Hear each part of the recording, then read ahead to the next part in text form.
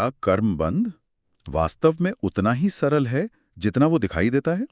या उसके भीतर कोई ऐसी गहराई छुपी होती है जो ये तय करती है कि एक ही प्रकार का कर्म हर बार एक जैसा अनुभव क्यों नहीं देता? हाँ। जब कर्म का प्रकार समान होता है तो उसका प्रभाव अलग क्यों हो जाता है? हाँ। क्या कर्म बंध के भीतर कुछ ऐसे आयाम होते हैं जो बिना दिखाई दिए ही उसके पूरे परिणाम को बदल देते हैं? हम अक्सर कर्म को एक सामान्य प्रक्रिया के रूप में देखते हैं, लेकिन क्या उसे एक और गहराई से समझा जा सकता है? आइए अब इस विषय को थोड़ा और स्पष्ट रूप से समझने का प्रयास करते हैं। जय जिनेंद्र। जय जिनेंद्र। आप सभी श्रोताओं का हमारी इस गहन चर्चा में हार्दिक स्वागत है। हम सब मिलकर जिस यात्रा पर निकले हैं, हमारी उस श्रृंखला का नाम है जैन दर्शन, कर्म और हमारी समझ जी। और आज हम इसके 12वें भाग में प्रवेश कर रहे हैं। हाँ, 12वां भाग जो कि बहुत ही महत्वपूर्ण है। बिल्कुल। और जैसा हमने पहले समझा था, पिछले यानी 11वें भाग में हमने मुख्य रूप से घाती और अघाती कर्मों के बीच के अंतर को समझने का प्रयास किया था। सही बात है। वहां ये बात बहुत स्पष्ट होकर सामने आई थी कि सभी कर्म आत्मा को एक ही स्तर पर या कहें कि एक ही तरीके से प्रभावित नहीं करते। जी, उनके काम करने का दायरा बिल्कुल अलग होता है। हाँ, तो अब उसी समझ की नींव पर खड़े होकर हम कर्म बंध को एक बिल्कुल नई दृष्टि से देखने का प्रयास करते हैं। इस बार हम ये समझने की कोशिश करेंगे कि जो कर्म का बंधना है वो कोई एक सीधी सपाट घटना नहीं है। बिल्कुल नहीं। मतलब ये केवल क्या बन रहा है तक सीमित नहीं है, बल्कि उसके भीतर एक पूरी की पूरी व्यवस्था काम कर रही होती है। कुछ ऐसे सूक्ष्म आयाम होते हैं जो उस पूरे के पूरे प्रभाव को निर्धारित करते हैं। हाँ, और सच कहूं तो मतलब यही वो बिंदु है जहां ये विषय दार्शनिक रूप से और भी अधिक गहरा और रोमांचक हो जाता है। इस 12वें भाग का हमारा मुख्य उद्देश्य ही यही है कि हम कर्मबंध की उस आंतरिक संरचना को समझें। जी। हम आज कर्मबंध के 4 विशिष्ट आयामों मतलब प्रकृति, काल, अनुभाग और प्रदेश, इन पर विस्तार से चर्चा करेंगे। अच्छा। हाँ, इन 4 पैमानों के माध्यम से हम ये देखने की कोशिश करेंगे कि जब कोई कर्म आत्मा से जुड़ता है तो उसका वास्तविक परिणाम कैसे और किन-किन आधारों पर तय होता है। बिल्कुल, लेकिन इससे पहले कि हम इस गहरे पानी में उतरे हैं या एक सीमा का निर्धारण कर लेना, मतलब एक बात स्पष्ट कर लेना बहुत आवश्यक है। जी, वो बहुत जरूरी है। आज की हमारी ये पूरी चर्चा केवल और केवल कर्मबंध के इन 4 आयामों यानी उसकी संरचना को समझने पर केंद्रित रहेगी। कर्म आत्मा से कैसे बनते हैं, उस प्रक्रिया में क्या होता है, या फिर उनकी निर्जरा यानी वे आत्मा से अलग कैसे होते हैं, इन विषयों पर हम आज नहीं जाएंगे। बिल्कुल। क्योंकि ये सब हमने अपनी पहली श्रृंखला जैन दर्शन, आत्मा और यूनिवर्स का सच के भाग 3 और भाग 4 में बहुत विस्तार से समझने का प्रयास किया था। एकदम सही स्पष्टीकरण है आपका। वर्तमान भाग में हम उस पुरानी प्रक्रिया को दोहराने के बजाय न केवल कर्मबंध के आर्किटेक्चर या कहें कि उसकी संरचना पर ही अपना पूरा ध्यान केंद्रित करेंगे। जी, और हमेशा की तरह इस पूरे विषय को समझने का जो हमारा आधार होगा वो पूरी तरह से जैन शास्त्रों पर टिका होगा। मुख्य रूप से श्री तत्वार्थ सूत्र जो आचार्य उमा स्वामी जी द्वारा रचित है, और श्री गोमटसार जीव कांड जो आचार्य नेमिचंद्र सिद्धांत चक्रवर्ती जी का महान ग्रंथ है। जी बिल्कुल। तो इन्हीं 2 प्रामाणिक आधारों के साथ अब हम इस विषय को शांत, तार्किक और क्रमबद्ध रूप से समझने की ओर आगे बढ़ते हैं। तो अभी जो बात सामने आई, तो क्या कर्म का जुड़ना सिर्फ एक सामान्य घटना नहीं है? मेरा मतलब है, क्या ये सिर्फ हाँ या ना का मामला नहीं है कि या तो कर्म आत्मा से जुड़ गया या नहीं जुड़ा, बात वहीं खत्म क्यों नहीं हो जाती? ये बहुत ही स्वाभाविक सा प्रश्न है। मतलब जब हम पहली बार कर्म शब्द सुनते हैं तो हमारे मन में यही चित्र बनता है कि ये एक साधारण सा लेप है जो आत्मा पर लग गया है। हाँ, बिल्कुल ऐसा ही लगता है। लेकिन जैन दर्शन के अनुसार यह केवल आत्मा से जुड़ने या न जुड़ने की कोई सीधी साधी ब्लैक एंड व्हाइट घटना बिल्कुल नहीं है। अच्छा। जी, कर्मबंध को एक समान या सरल रूप में नहीं समझा जा सकता। ऐसा इसलिए है क्योंकि जब भी कोई कर्म बंधता है तो वो अपने स्वरूप और अपने आने वाले प्रभाव में पूरी तरह से भिन्न होता है। आचार्य उमा स्वामी जी श्री तत्वार्थ सूत्र में कर्मबंध का वर्णन करते हुए बहुत स्पष्ट रूप से बताते हैं कि कर्म आत्मा के साथ केवल एक संयोग मात्र नहीं है, यह अपने आप में एक बहुत ही सूक्ष्म और जटिल प्रक्रिया है। जटिल प्रक्रिया यानी आप ये कह रही हैं कि जब हम कोई कार्य करते हैं और कर्म बंद होता है तो उसके भीतर कुछ और भी घटित हो रहा होता है जिसे हम अपनी सामान्य दृष्टि से नहीं देख पाते। एकदम सही। जैसे एक मशीन के भीतर बहुत सारे छोटे छोटे पुर्जे एक साथ काम कर रहे हों। बिल्कुल सही उपमा दी आपने। आचार्य नेमिचंद्र सिद्धांत चक्रवर्ती जी ने श्री गोमट सार में इस पूरी आंतरिक प्रक्रिया को बहुत विस्तार से स्पष्ट किया है। अच्छा। वे बताते हैं कि प्रत्येक कर्मबंध अपने भीतर एक विशेष विन्यास रखता है, एक बहुत ही बारीक संरचना रखता है। यदि हम इस संरचनात्मक भेद को न समझे ना, तो हमें ऐसा लगेगा कि जीवन में होने वाली सारी घटनाएं, सारे सुख दुख बस एक ही कर्म नाम की टोकरी से आ रहे हैं। तो अगर ये विन्यास या संरचना न हो तो क्या होगा? अगर ये भेद ना हो तो सारे कर्म एक जैसे ही प्रतीत होंगे, मतलब कोई न्याय अन्याय का बोध ही नहीं रहेगा। सही बात है। ये विन्यास ही निर्धारित करता है कि वो विशेष कर्म आत्मा पर किस स्तर तक, कितने समय तक और किस प्रकार का प्रभाव डालेगा। अच्छा। इसीलिए इस पूरी व्यवस्था को चलाने के लिए इन 4 आयामों प्रकृति, काल, अनुभाग और प्रदेश की आवश्यकता पड़ती है। अगर ये संरचनात्मक भेद ना होना तो हम कभी ये समझ ही नहीं पाएंगे कि 2 लोगों ने एक जैसी गलती की, लेकिन एक को उसका फल अलग मिला और दूसरे को अलग परिणाम क्यों भुगतना पड़ा। हम जो समझ रहे हैं वो ये है कि कर्मबंध को गहराई से समझने के लिए उसके इन 4 आयामों को समझना बहुत आवश्यक है। बिल्कुल। मतलब बिना इस संरचना को जाने हम सिर्फ सतह को ही देख रहे होंगे, जैसे समंदर की लहरों को देखकर उसकी गहराई का अंदाजा लगाना। जी, एकदम सटीक बात है। तो चलिए इस संरचना को खोलना शुरू करते हैं। तो इसका मतलब सबसे पहले ये तय होना चाहिए कि किस तरह का कर्म आत्मा से जुड़ रहा है, क्योंकि जब तक प्रकार ही तय नहीं होगा तो बाकी चीजें कैसे तय होंगी। बिल्कुल तार्किक दिशा में जा रहे हैं आप।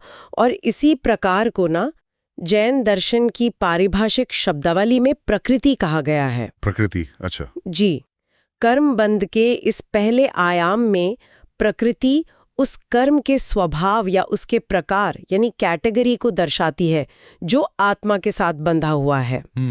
सामान्यतः हम बस कह देते हैं कि कर्म बंध गया, लेकिन वास्तव में यह तय होता है कि जो बंधा है वो किस विभाग का है। आचार्य उमा स्वामी जी बताते हैं कि मुख्य रूप से कर्म 8 प्रकार के होते हैं और प्रत्येक प्रकार का कर्म आत्मा पर अपना एक बिल्कुल भिन्न प्रकार का प्रभाव डालता है। कोई ज्ञान को रोकता है, कोई मोह पैदा करता है। तो सबसे पहले ये प्रकृति ही तय करती है कि कौन सा कर्म बंधा है। हम सब ने कभी ना कभी ये अनुभव किया है।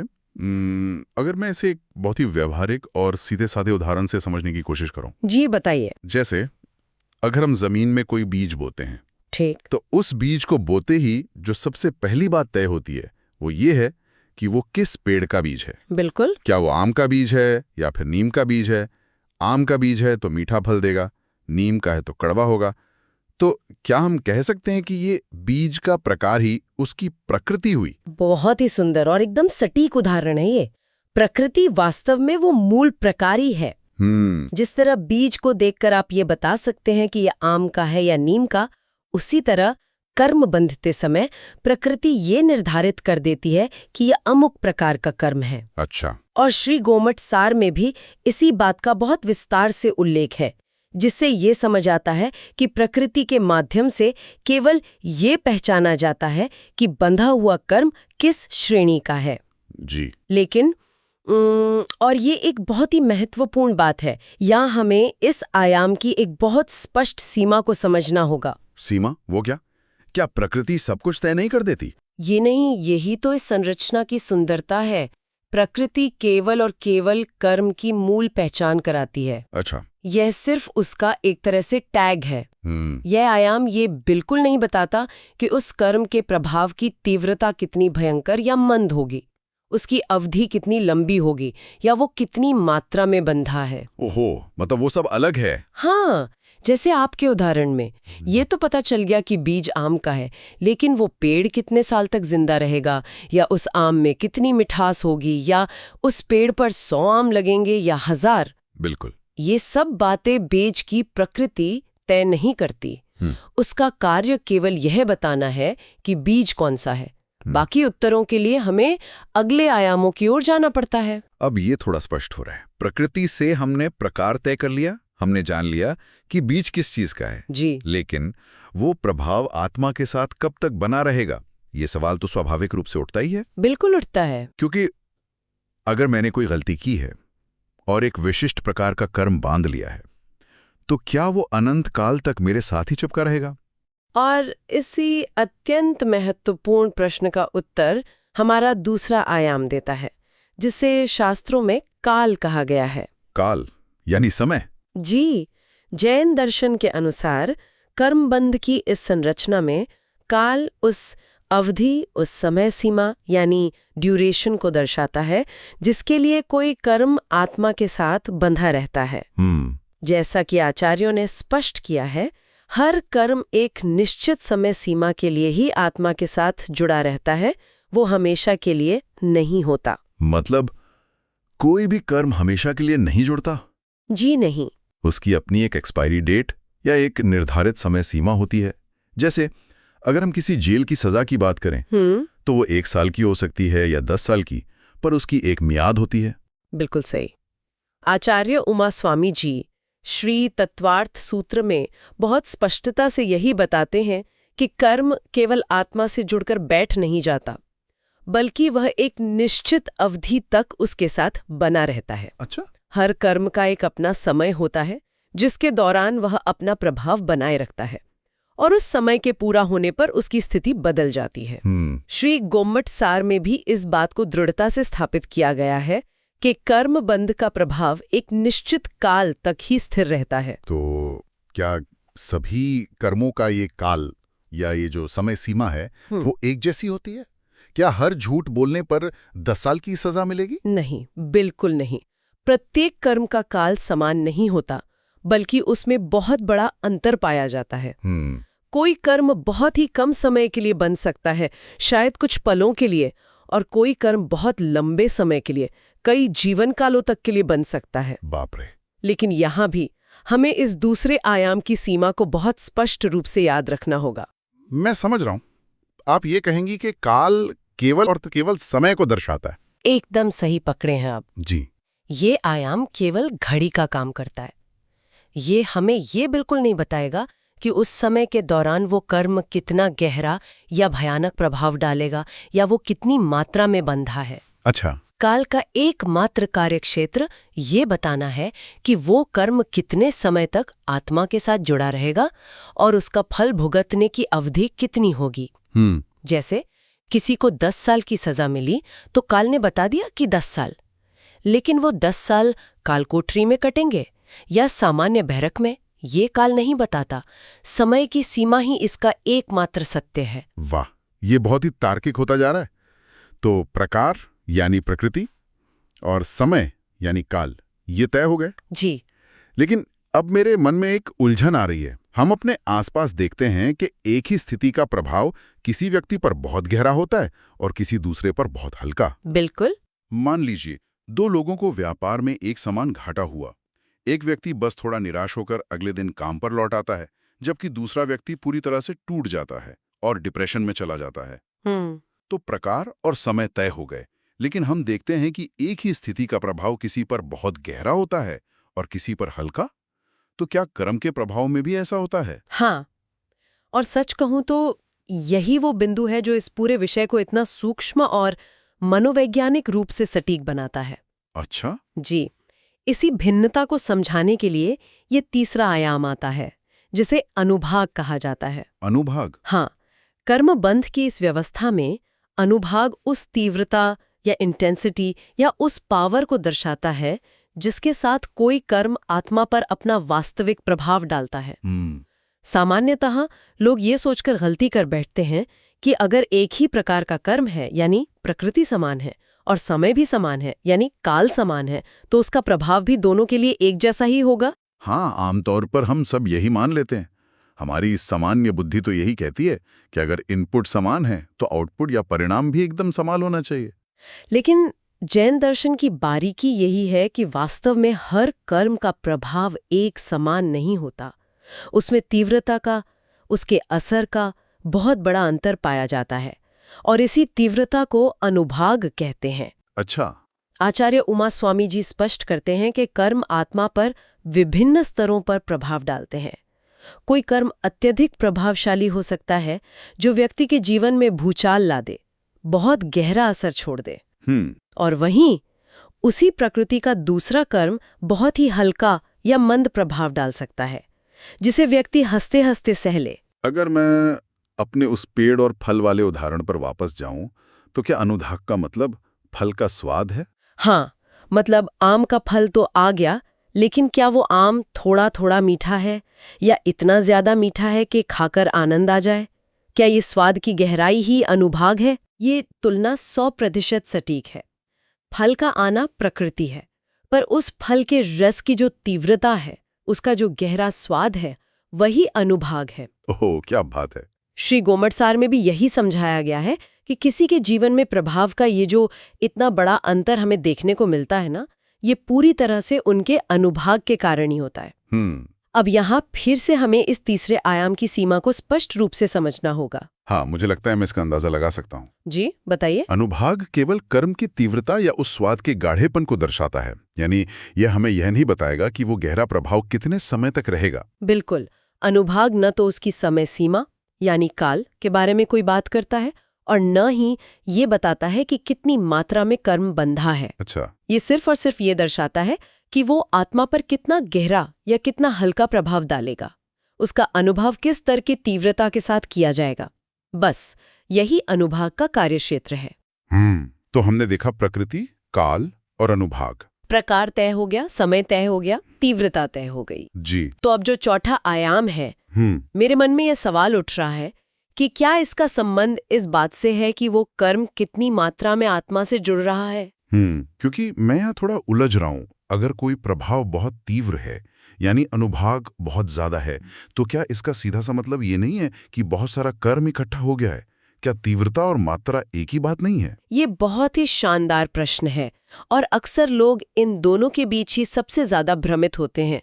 वे तीव्रता को ही मात्रा मान लेते हैं। हाँ, मुझे भी ऐसा ही लग रहा था। लेकिन ऐसा बिल्कुल नहीं है और इसीलिए इस चौथे आयाम की आवश्यकता है, जिसे प्रदेश कहा जाता है। प्रदेश? जी।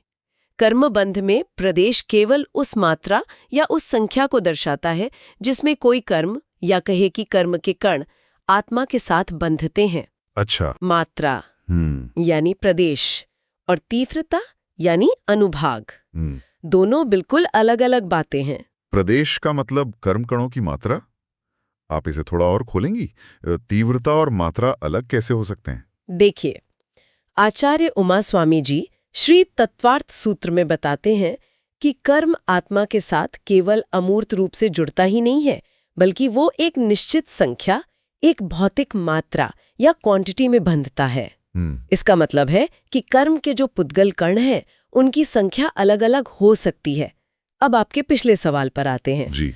मान लीजिए लकड़ी की राख का एक बहुत बड़ा पहाड़ है, उसकी मात्रा बहुत ज्यादा है, यानी प्रदेश बहुत बड़ा है, लेकिन उसमें आग की कोई गर्मी नहीं है। बिल्कुल नहीं होती। अगर आप उसमें हाथ डालें तो आपका हाथ नहीं जलेगा। इसका मतलब उसकी तीव्रता यानी अनुभाग 0 के बराबर है। ओहो, ये तो बहुत ही अद्भुत उदाहरण है। मतलब राख का पहाड़ है तो मात्रा यानी प्रदेश तो विशाल है, पर तीव्रता यानी अनुभाग कुछ भी नहीं। बिल्कुल। और इसके विपरीत मान लीजिए एक बहुत ही छोटी सी चिंगारी है, उसकी मात्रा यानी प्रदेश न के बराबर है, लेकिन अगर वो चिंगारी किसी सूखे जंगल में गिर जाए तो पूरे जंगल को राख कर सकती है। बाप रे, सही बात है। क्योंकि उस जरा सी चिंगारी की तीव्रता, उसका अनुभाग बहुत ही भयंकर है। श्री गोमटसार में भी इस बात को बहुत गहराई से स्थापित किया गया है कि कर्मबंध में जो मात्रा का अंतर होता है, उसे प्रदेश के माध्यम से ही समझा जाता है। अच्छा। ये जानना महत्वपूर्ण है कि कितने कर्म कण जुड़े हैं, भले ही उनकी तीव्रता कुछ भी हो। तो इसका सीधा सा मतलब है कि कर्म के कणों की गिनती, उनका जो मास या वॉल्यूम है, बिल्कुल, वो एक बिल्कुल अलग और स्वतंत्र आयाम है। एकदम सही। और मैं समझ रहा हूं कि इसकी भी अपनी वही सीमा होगी जो बाकी सबकी थी। जी हाँ, आप बिल्कुल सही दिशा में सोच रहे हैं। प्रदेश केवल और केवल कर्म की मात्रा या क्वांटिटी को दर्शाता है। ये हमें ये नहीं बताएगा कि वे करोड़ों कर्मकण कितने समय यानी काल तक आत्मा के साथ रहेंगे, नहीं है बताएगा कि वे कितना तीव्र यानी अनुभाग प्रभाव डालेंगे, और ना ही ये कि वे किस प्रकार यानी प्रकृति के हैं। अच्छा, ये सिर्फ ये बताता है कि कितनी मात्रा में या कितनी संख्या में कर्मकण आत्मा के साथ बंधे हुए हैं। तो इसका मतलब ये चारों आयाम अपना अपना एक निश्चित काम कर रहे हैं। प्रकार, समय, तीव्रता और मात्रा सब अलग अलग निर्धारित हो रहे हैं। जी बिल्कुल अलग अलग। अगर हम इन्हें एक साथ जोड़कर देखें तो ये कितनी विस्तृत और सूक्ष्म संरचना बन जाती है। हाँ, बहुत ही सूक्ष्म। जैसे अगर मैं उस बीज वाले उदाहरण को पूरा करूं तो प्रकृति ने तय किया कि बीज आम का है, काल ने तय किया कि वो पेड़ 100 साल तक खड़ा रहेगा, अनुभाग ने तय किया कि उसके फल इतने मीठे होंगे कि खाने वाला तृप्त हो जाए जी। और प्रदेश ने ये तय किया कि उस पेड़ पर हर साल 5000 आम लगेंगे। बिल्कुल सटीक। यही जैन दर्शन की असली गहराई है। ये हर एक पहलू को इतने स्पष्ट रूप से एक वैज्ञानिक की तरह अलग अलग करके समझाता है। इसका उद्देश्य यह है कि हम जीवन की घटनाओं को, उन प्रभावों को जो हम रोजमर्रा में अनुभव करते हैं, केवल एक सतही या भाग्यवादी नजरिए से न देखें जी। प्रकृति तय करती है कि कर्म कौन सा है, काल तय करता है कि वो कब तक रहेगा, अनुभाग तय करता है कि उसका असर कितना गहरा या हल्का होगा, और प्रदेश ये बताता है कि वो कितनी मात्रा में इकट्ठा हुआ है। अद्भुत। ये चारों अपने आप में पूरी तरह स्वतंत्र रूप से कार्य करते हुए भी अंततः एक ही कर्म बंध का अभिन्न हिस्सा होते हैं। एक के बिना दूसरे का अस्तित्व अधूरा है। अब तक हमने कर्म बंध के चारों आयामों प्रकृति, काल, अनुभाग और प्रदेश को अलग अलग समझने का प्रयास किया। इससे यह स्पष्ट हुआ कि प्रत्येक कर्म बंध केवल एक साधारण घटना नहीं है, बल्कि वह एक निश्चित संरचना के साथ होता है जिसमें इन चारों आयामों की अपनी अपनी भूमिका होती है। अब प्रश्न यह उठता है कि ये चारों आयाम मिलकर किसी एक कर्म के प्रभाव को किस प्रकार निर्धारित करते हैं, और क्यों एक ही प्रकार का कर्म अलग अलग स्थितियों में भिन्न परिणाम देता है। मतलब मैं बस यही सोच रहा था कि हम अक्सर इस पूरी प्रक्रिया को बहुत सीधा मान लेते हैं ना। हाँ बिल्कुल, हम आमतौर पर यही सोचते हैं कि बस अच्छा किया तो अच्छा होगा और बुरा किया तो बुरा। वही तो, लेकिन इसके पीछे की जो ये पूरी बैकएंड व्यवस्था है वो कितनी जटिल और सूक्ष्म है, ये वाकई हैरान करने वाली बात है। तो इसी से जुड़ा मेरा पहला सवाल ये है कि क्या कोई भी कर्मबंध सिर्फ किसी एक आयाम से तय हो जाता है, या फिर हर बार हर एक कर्म के साथ इन चारों आयामों की भूमिका जरूरी होती है? जी, ये एक बहुत ही बुनियादी और कहना चाहिए महत्वपूर्ण प्रश्न है, और सच कहूं तो इस पूरी व्यवस्था को समझने की नींव ही यही है। जैन दर्शन के अनुसार कोई भी कर्मबंध कभी भी किसी भी स्थिति में केवल एक आयाम के आधार पर निर्धारित नहीं होता। मतलब ये कभी भी एक तरफा नहीं होता? एकदम सही। ये हमेशा चारों आयामों यानी प्रकृति, काल, अनुभाग और प्रदेश, इनके संयुक्त स्वरूप में ही अस्तित्व में रहता है। देखिए, हम इंसान अक्सर अपनी सुविधा के लिए चीजों को सरल बनाना चाहते हैं। हमारा दिमाग जटिलता से बचता है। हाँ, ये तो मानव स्वभाव है। बिल्कुल। इसलिए हम सोच लेते हैं कि बस ये जान लिया कि कौन सा कर्म बंधा है, यानी उसकी प्रकृति क्या है, और हमें लगता है कि बात पूरी हो गई।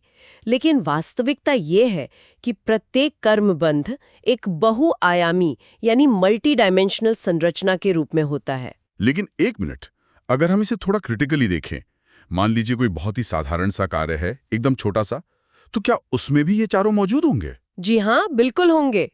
अगर प्रकृति यानी कर्म का प्रकार सबसे महत्वपूर्ण है और वही सब तय कर रहा है, तो क्या बाकी के 3 आयाम सिर्फ एक सपोर्टिंग रोल में नहीं रह जाते? मेरा मतलब है, क्या वे सच में हर बार बराबर का महत्व रखते हैं? यह एक बहुत ही स्वाभाविक शंका है। हमें अक्सर लगता है कि प्रकृति लीड रोल में है और बाकी सब बस बैकग्राउंड में है, लेकिन ऐसा बिल्कुल नहीं है। इसे समझने के लिए अगर हम आचार्यों के प्राचीन ग्रंथों की ओर देखें, तो आचार्य उमास्वामी जी ने श्री तत्वार्थ सूत्र में इसका बहुत ही वैज्ञानिक वर्णन किया है। अच्छा, उन्होंने इसे कैसे समझाया? उन्होंने स्पष्ट किया है कि कर्म आत्मा के साथ विभिन्न प्रकार के गुणों के साथ जुड़ता है। इसका अर्थ ही यह है कि उसका स्वरूप सिर्फ एक आयाम तक सीमित नहीं होता, वो एक पूरी पैकेजिंग है। एक पैकेज डील की तरह? बिल्कुल। इसी बात को आचार्य नेमिचंद्र सिद्धांत चक्रवर्ती जी ने भी श्री गोमटसार जीवकांड में प्रमाणित किया है। उनका स्पष्ट मानना है कि कर्म के पूर्ण स्वरूप को समझने के लिए सभी आयामों को एक साथ देखना बहुत जरूरी है। कोई भी आयाम केवल सपोर्टिंग रोल में नहीं है।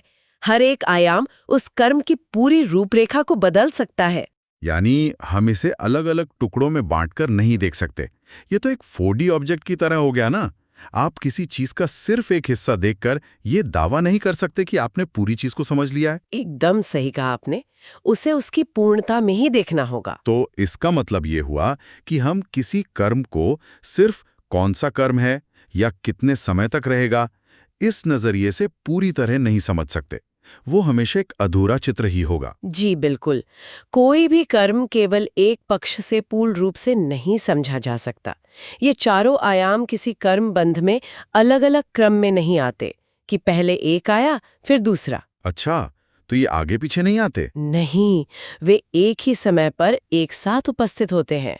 अर्थात उसमें उसका प्रकार, उसकी अवधि, उसका प्रभाव और उसकी मात्रा, ये सभी एक ही क्षण में एक साथ लॉक हो जाते हैं। एक साथ लॉक हो जाते हैं।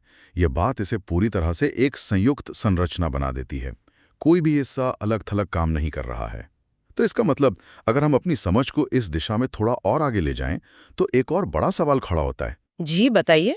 यदि इन चारों का एक साथ होना जरूरी है और हम मान लें कि दो अलग अलग व्यक्तियों के लिए कर्म का प्रकार यानी उसकी प्रकृति बिल्कुल एक ही है, तो भी वास्तविक जीवन में उनके अनुभव अलग अलग क्यों देखने को मिलते हैं? जी एक ही कर्म है लेकिन असर अलग अलग है। ऐसा क्यों होता है? हाँ, और अक्सर लोग यहीं आकर सबसे बड़ी गलती कर बैठते हैं। ये एक बहुत ही सामान्य भ्रांति है। हम सामान्यतः ये मान लेते हैं कि यदि कर्म का प्रकार समान है तो उसका परिणाम और अनुभव भी हर बार गणित के किसी फॉर्मूले की तरह एकदम समान ही होना चाहिए। हाँ। हम सोचते हैं कि उसने भी झूठ बोला, मैंने भी झूठ बोला, तो दोनों को बराबर सजा मिलेगी। बिल्कुल। लेकिन वास्तविकता में ऐसा बिल्कुल नहीं होता। अच्छा, तो सिर्फ प्रकृति का समान होना ये तय नहीं करता कि परिणाम भी समान होगा। इसके पीछे का मैकेनिज्म क्या है फिर? उनकी प्रकृति एक हो, लेकिन बाकी के 3 आयाम काल, अनुभाग और प्रदेश हर बार पूरी तरह से भिन्न हो सकते हैं। जैसा कि हमने पहले तत्वार्थ सूत्र और गोमट सार के संदर्भ में बात की। इन ग्रंथों में कर्म के परिणामों में पाई जाने वाली भारी विविधता का बार बार उल्लेख है। तो ये विविधता ही इस बात का प्रमाण है। जी, यह स्पष्ट करता है कि केवल कर्म का प्रकार उसके अंतिम अनुभव को तय नहीं करता। क्या आप इसे रोजमर्रा के जीवन के किसी छोटे से उदाहरण से समझा सकती हैं, ताकि ये थ्योरी से निकलकर एकदम प्रैक्टिकल समझ में आ सके? बिल्कुल। मान लीजिए 2 लोग हैं और दोनों किसी जरूरतमंद को दान दे रहे हैं। बाहर से देखने पर दोनों का कार्य बिल्कुल एक जैसा है, यानी यहाँ कर्म की प्रकृति समान है। दोनों शुभ कर्म बांध रहे हैं। हाँ, एक्शन तो दोनों का एक ही है। सही, लेकिन अब उनके भीतर के भावों को देखिए। पहला व्यक्ति बहुत ही गहरी करुणा और शुद्ध भाव से दान दे रहा है, जबकि दूसरा व्यक्ति शायद केवल समाज में अपना नाम चमकाने के लिए या किसी दबाव में आकर दान दे रहा है। ओहो, अब समझ में आ रहा है। एक्शन एक है लेकिन इंटेंशन बिल्कुल अलग है। एकदम सही। और इसी इंटेंशन यानी भावों की तीव्रता के कारण अनुभाग बदल जाता है। अनुभाग यानी प्रभाव की तीव्रता। पहले व्यक्ति के शुभ कर्म का अनुभाग बहुत तीव्र होगा और दूसरे का बहुत मंद। जमीन आसमान का फर्क आ गया। बिल्कुल। और उसी प्रकार वो कर्म आत्मा के साथ कितने समय तक रहेगा यानी काल, और कितनी मात्रा में कर्म वर्गणाएं आकर्षित होंगी यानी प्रदेश, ये सब पूरी तरह से बदल जाएगा। मतलब सिर्फ एक भाव बदलने से पूरा का पूरा कॉम्बिनेशन ही बदल गया। जी, तो कर्म का प्रकार समान होने के बावजूद उसके अन्य आयामों में भारी अंतर आ जाने के कारण जब वो कर्म उदय में आएगा तो दोनों व्यक्तियों के जीवन का अनुभव एक दूसरे से बिल्कुल अलग होगा। ये बहुत ही तार्किक लगता है और ये हमारे उस सवाल का जवाब भी देता है कि मेरे साथ ही ऐसा क्यों होता है। प्रकृति वही है लेकिन जो बाकी के तत्व हैं उन्होंने अपना रूप बदल लिया और इसलिए अनुभव बदल गया। सही कहा। अगर हम इस पूरी चर्चा को एक और छोटे से उदाहरण में पिरोने की कोशिश करें, जैसे हम कोई औषधि यानी मेडिसिन लेते हैं, अगर मैं इसे इन चारों आयामों पर फिट करूं तो क्या हम इसे ऐसे देख सकते हैं? ये एक बहुत ही सटीक दिशा है। आप इस औषधि के उदाहरण को इन 4 आयामों के साथ कैसे जोड़ेंगे? देखिए, अगर हम एक एक करके इनकी भूमिका को परिभाषित करें तो सबसे पहले प्रकृति है। प्रकृति का मतलब होगा कि वो कौन सी औषधि है। क्या वो सरदर्द की गोली है या कोई विटामिन सप्लीमेंट है? बिल्कुल सही। ये प्रकृति है जो ये निर्धारित करती है कि वो कौन सा कर्म है। अब काल को आप कैसे देखेंगे? काल यानी समय तो दवा के संदर्भ में ये इस बात पर निर्भर करेगा कि वो दवा शरीर में कितने समय तक असर करेगी। क्या वो कोई क्विक रिलीज फॉर्मूला है जो बस 2 घंटे में असर करके खत्म हो जाएगा, या फिर कोई 24 घंटे चलने वाला स्लो रिलीज कैप्सूल है? एकदम सटीक। कर्म व्यवस्था में काल ठीक यही तय करता है कि वो कर्म कितने समय तक रहेगा। अब आते हैं तीसरे और बहुत ही महत्वपूर्ण आयाम पर, अनुभाग। अनुभाग मतलब तीव्रता। तो दवा के मामले में ये उसकी पावर होगी, यानी मैंने जो दवा ली है वो 5 मिलीग्राम की बहुत ही हल्की डोज है या फिर 500 मिलीग्राम की कोई बेहद हैवी डोज है। दवा वही है लेकिन शक्ति में बहुत अंतर है। बहुत खूब। और अंत में प्रदेश। प्रदेश मतलब मात्रा, यानी मैंने वास्तव में उस 500 मिलीग्राम की कितनी गोलियां एक साथ निगल ली। एक गोली खाई या पूरी की पूरी स्ट्रिप ही खा ली। आपने इसे बहुत ही बेहतरीन तरीके से डिकोड किया है। अब सोचिए, क्या कोई भी डॉक्टर सिर्फ दवा का नाम यानी प्रकृति बताकर अपना काम खत्म कर सकता है? बिल्कुल नहीं। नहीं ना। उसे डोज यानी अनुभाग, कितनी बार खानी है यानी प्रदेश, और कितने दिनों तक खानी है यानी काल, ये सब तय करना पड़ता है। बिल्कुल ऐसे ही किसी भी कर्म का प्रभाव अलग अलग हिस्सों में काम नहीं करता, बल्कि इन चारों की विभिन्न स्थितियों के एक विशिष्ट संयोजन से निर्मित होता है। वाह, ये दवा वाली एनालॉजी वाकई आंखें खोलने वाली है। अगर मैंने सही दवा ली लेकिन 500 की जगह सिर्फ 5 मिलीग्राम ले ली तो बीमारी ठीक ही नहीं होगी जी। या अगर मैंने 500 मिलीग्राम की 10 गोलियां एक साथ खा ली तो फायदे की जगह शरीर को भयानक नुकसान हो जाएगा। मतलब ये चारों अपनी अपनी जगह इतनी क्रिटिकल भूमिका निभा रहे हैं। हाँ, और यही कारण है कि आचार्यों ने इसे इतनी सूक्ष्मता से समझाया है। कर्म का स्वरूप और उसका प्रभाव उसके विभिन्न आयामों के संयोजन से ही समझा जा सकता है। सामान्यतः हम यही समझ लेते हैं कि प्रभाव केवल प्रकार पर निर्भर करेगा, लेकिन वास्तव में वह इन सभी आयामों के एक संयुक्त स्वरूप से बनता है। तो ये हर बार हर एक कर्म के लिए एक तरह का यूनिक कॉम्बिनेशन बन जाता है। बिल्कुल। इन चारों आयामों की विभिन्न स्थितियों का ये अद्वितीय संयोजन ही प्रत्येक कर्म के प्रभाव को एक विशिष्ट रूप देता है। इसलिए इन्हें अलग अलग समझने के बजाय इनके संयुक्त प्रभाव को समझना बहुत आवश्यक है। अब ये स्पष्ट हो रहा है कि ये पूरा का पूरा एक इकोसिस्टम है जो एक साथ मिलकर काम कर रहा है। तो अगर ये इतना सेंसिटिव सिस्टम है तो क्या ये संभव है कि इन 4 आयामों की इस पूरी संरचना में से किसी एक में भी जरा सा परिवर्तन हो जाए तो पूरे कर्म के प्रभाव में बदलाव आ जाए? हाँ, बिल्कुल। मेरा मतलब है, क्या एक आयाम के बदलने से पूरे परिणाम पर एक रिपल इफेक्ट की तरह असर पड़ता है? दृढ़ता से कहें तो हाँ, ऐसा होना बिल्कुल स्वाभाविक है, क्योंकि प्रत्येक आयाम कोई मूक दर्शक नहीं है, वो एक बहुत ही सक्रिय भूमिका निभाता है। लेकिन अगर मान लीजिए प्रकृति वही रहे और सिर्फ समय यानी काल बदल जाए, तो क्या अनुभव सच में बदलता है या सिर्फ वही अनुभव थोड़ा लंबा खिंच जाता है? मैं यहाँ थोड़ा पुशबैक देना चाहूंगा, क्योंकि अगर दर्द वही है तो वो बस ज्यादा देर तक रहेगा ना। क्वालिटी कैसे बदल गई? ये बहुत ही दिलचस्प नजरिया है, लेकिन इसे थोड़ा मनोविज्ञान के स्तर पर देखिए। मान लीजिए आपको एक हल्का सा शारीरिक दर्द है। यदि वो दर्द सिर्फ 1 मिनट के लिए होता है, यानी कम काल, तो आप उसे शायद नजरअंदाज कर देंगे। आपका जीवन सामान्य रूप से चलता रहेगा। हाँ, 1 मिनट के दर्द को कौन याद रखता है? बिल्कुल। लेकिन अगर वही हल्का दर्द समान प्रकृति और समान अनुभाग के साथ लगातार 10 साल तक बना रहे, यानी अधिक काल, तो क्या आपका अनुभव समान रहेगा? अरे नहीं, बिल्कुल नहीं। वो लंबा काल आपके मनोवैज्ञानिक स्वास्थ्य को, आपके स्वभाव को पूरी तरह से बदल कर रख देगा। 1 मिनट का दर्द एक घटना है, लेकिन 10 साल का दर्द एक यातना बन जाता है। ओह, ये बहुत ही गहरा पॉइंट है। यानी सिर्फ समय के खिंच जाने से उस अनुभव ने इंसान की पूरी साइकोलॉजी बदल दी। जी, पूरे कॉम्बिनेशन का स्वरूप ही बदल गया। अगर प्रकृति बदलेगी तो प्रकार बदल जाएगा, अगर काल बदलेगा तो अवधि बदल जाएगी, अनुभाग बदलेगा तो तीव्रता कम ज्यादा होगी, और प्रदेश बदलने से मात्रा में अंतर आएगा। मतलब कुछ भी बदला तो सब बदल गया। सही कहा। श्री तत्वार्थ सूत्र और श्री बोमट सार के सिद्धांतों का मूल सार भी यही है कि एक भी आयाम में बदलाव उनके संयोजन का पूरा स्वरूप बदल देता है, जिससे अंतिम परिणाम पूरी तरह से बदल जाता है। तो ये सारी चर्चा हमें वास्तव में बहुत ही गहरे निष्कर्ष की ओर ले जाती है। मतलब इन 4 आयामों की ये गहरी समझ कर्म को देखने के हमारे नजरिए को किस तरह बदल देती है। ये शायद इस पूरी चर्चा का सबसे ट्रांसफॉर्मेशनल बिंदु है। ये समझ हमारे दृष्टिकोण में एक बहुत बड़ा बदलाव लाती है। पहले हम कर्म को केवल एक सामान्य घटना के रूप में देखते थे। हम बस सोचते थे कि क्या हुआ। हाँ, बिल्कुल। हम सिर्फ सतह पर रुक जाते थे। लेकिन अब इन आयामों को समझने के बाद हमारी समझ एक व्यवस्थित और विश्लेषणात्मक दिशा में मुड़ जाती है।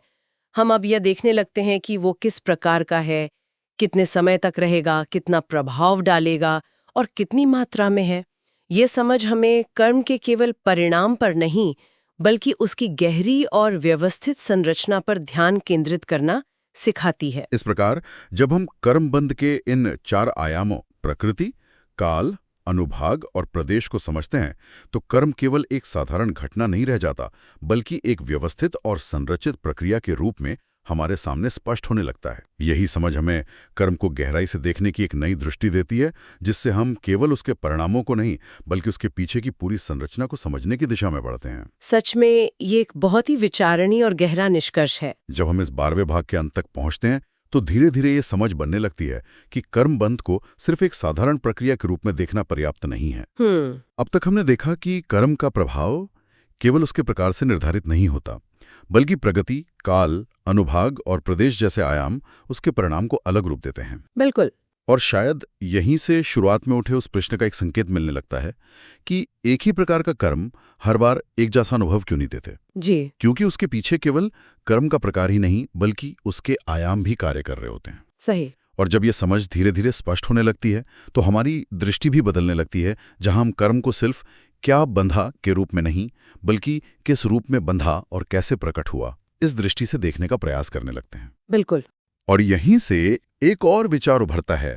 यदि कर्म के प्रभाव को ये 4 आयाम निर्धारित करते हैं, तो क्या इनमें से कोई ऐसा भी है जो सबसे अधिक निर्णायक भूमिका निभाता है? इन्हीं विचारों के साथ अब हम आगे बढ़ेंगे अगले भाग की ओर, मोहनीय कर्म की केंद्रीय भूमिका, जहां हम ये समझने का प्रयास करेंगे कि कर्म व्यवस्था में मोहनीय कर्म क्यों एक केंद्रीय स्थान रखता है। तब तक के लिए जय जिनेंद्र।